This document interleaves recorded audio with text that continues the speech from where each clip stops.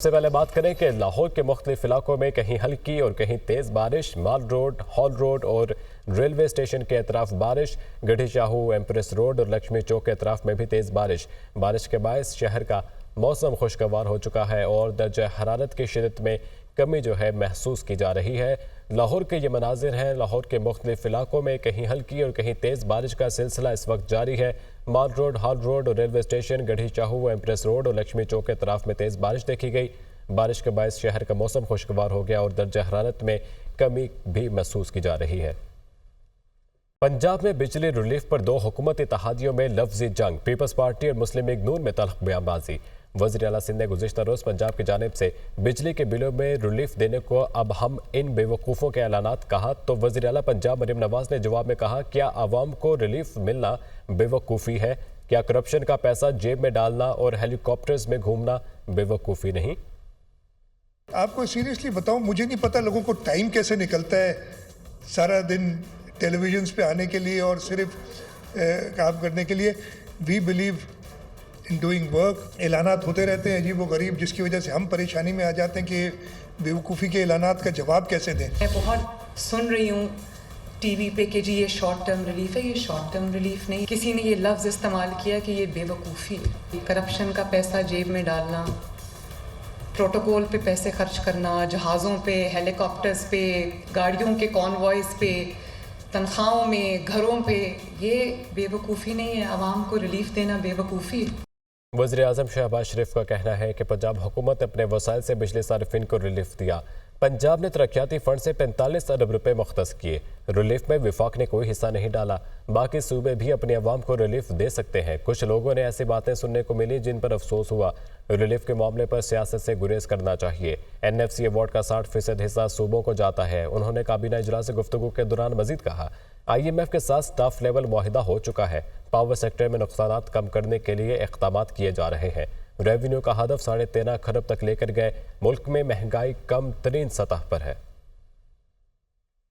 پنجاب حکومت نے 200 سے اوپر 500 یونٹ تک انہوں نے 2 مہینے کی ایک بہت بڑی ریلیف پنجاب کے عوام کو دی، جس کے لیے انہوں نے اپنے جو ترقیاتی فنڈز ہیں اس میں سے 45 ارب روپے مختص کیے اور 2 مہینے کے لیے اس شدید گرمی اور حبس میں انہوں نے پنجاب کے عوام کے لیے ایک ریلیف دیا جو ان کا حق ہے۔ اور اس میں وفاق نے کوئی کنٹریبیوٹ نہیں کیا۔ وفاق کی 0 کنٹریبیوشن ہے ان 200 سے لے کے 500 یونٹ تک جو relief chief minister Punjab Maryam Nawaz صاحبہ نے دیا ہے۔ لیکن بدقسمتی سے بعض جگہوں سے کچھ ایسی بات سننے کی ملی جس سے کہ افسوس ہوتا ہے۔ اس کے اوپر پالیٹکس نہ کریں، یہ پاکستان ہے، یہ ہم سب کا سانجھا ملک ہے، ہم سب کا اس کے اوپر حق ہے۔ لہٰذا صوبائی حکومتیں جن کو NFC میں، جو کہ 2010 کا NFC ہے، اس میں بے پناہ وسائل کے اب وہ مالک ہیں۔ وزیر اعلیٰ سندھ سید مراد علی شاہ کہتے ہیں کہ مہنگے بجلی گھر لگا کر جن لوگوں نے بجلی کا بحران پیدا کیا وہ اب زیادہ پیسہ لگا کر بحران ختم کرنے کی کوشش کر رہے ہیں۔ سندھ حکومت ایسا نہیں کرے گی۔ سال پہلے وفاق کہتا ہے ہمارے پاس پیسے نہیں، ایک صوبے کو ریلیف دینے کے لیے رقم کہاں سے آ گئی؟ جن لوگوں نے مہنگے بجلی گھر امپورٹڈ کول پہ LNG پہ لگائے اور اس وقت سندھ حکومت کو روکا کہ جی وہ آپ ہوا پہ یعنی ونڈ انرجی سے یا سولر سے پاور پلانٹس نہ لگائیں، جو اب کہہ رہے ہیں کہ ہم سولر سے پاور پلانٹ لگائیں گے پرماننٹ سولوشن کے لیے، تو وہ throwing good money after bad Sindh حکومت نہیں کرے گی۔ اگر کوئی صوبہ چاہتا ہے کہ 2 مہینے کے لیے ریلیف دے اور اس کے بعد تیسرے مہینے بل ڈبل ہو جائے، اس لیے کہ یہ ریلیف کے بعد یہ پیسے، جب سال شروع ہوا تھا تو ہمیں کہا گیا تھا کہ ہمارے پاس پیسے نہیں ہیں، ہم نے کہا تھا ڈیولپمنٹ کے لیے چاہیے۔ ادھر میں ابھی اس وقت کھڑا ہوں یہ MNV ڈرین پہ، یہ ضرور نوٹ کیجیے گا کہاں کھڑا ہوں میں۔ MNV ڈرین کس نے بنانی ہے؟ وفاق نے بنائی ہے، تو یہاں پہ تو پیسے خرچ نہیں کر رہے سندھ کے لوگوں کے لیے۔ اب یہ پیسے اچانک کہاں سے آ گئے؟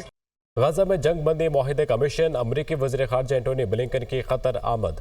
بلنکن کی اعلیٰ قطری حکام سے ملاقاتیں شیڈیول، جنگ بندی معاہدے پر تبادلہ خیال ہوگا۔ مصر کے دورے کے دوران اینٹونی بلنکن کی صدر عبدالفتاح السیسی سے ملاقات ہوئی۔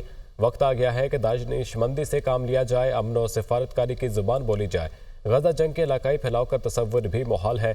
غزہ جنگ بندی سے فلسطینی ریاست کے قیام اور 2 ریاستی حل پر عمل درآمد کا آغاز ہونا چاہیے۔ یمنی حوثیوں اور اقوام متحدہ کے درمیان بہتر تعلقات کی جانب پیش رفت۔ یمنی حوثیوں نے دارالحکومت میں انسانی حقوق کا ضبط دفتر اقوام متحدہ کو واپس کر دیا۔ اقوام متحدہ سیکرٹری جنرل کے ترجمان نے میڈیا سے گفتگو میں کہا، اقوام متحدہ کا عملہ تاحال یمنی حوثیوں کی قید میں۔ یمنی حوثیوں نے صنعاء میں اقوام متحدہ کا دفتر رواں ماہ کے آغاز پر قبضے میں لیا تھا۔